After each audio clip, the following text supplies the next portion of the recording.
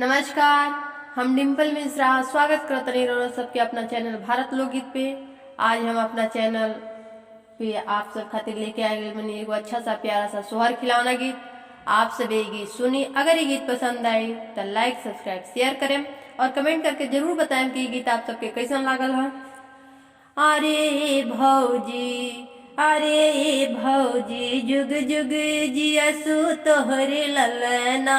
ये भौजी, जुग जुग जिए तोहरे ललना। ना चाही साड़ी साया, ना चाही लहंगा, ना चाही साड़ी साया, ना चाही लहंगा। अरे भौजी, अरे भौजी, दे द चपाकीदार कंगना। अरे भौजी, दे द चपाकीदार कंगना। अरे ननदो, अरे ननदो, सोची बिचारी मांग मंगना। ये ननदो, सोचे बिचारी मांग मंगना। दे देबो साड़ी साया, दे देबो लहंगा, दे देबो साड़ी साया, दे देबो लहंगा। अरे ननदो, अरे ननदो, नाही देव चपाकदार कंगना। ये ननदो, नाही देव चपाकदार कंगना। अरे भौजी, जुग जुग जिए तोहरे ललना। ए भौजी, जुग जुग जिए तोहरे ललना।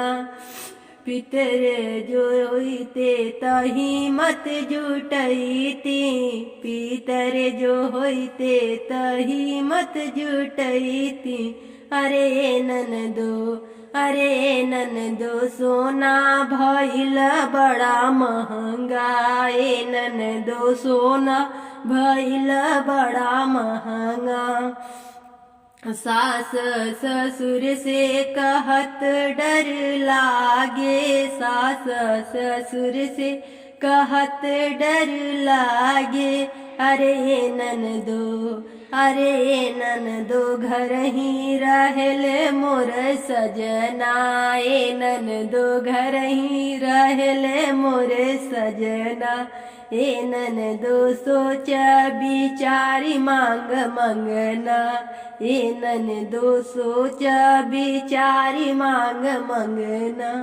अरे भौजी, जुग जुग जिए तोहरे ललना। ए भौजी, जुग जुग जिए तोहरे ललना।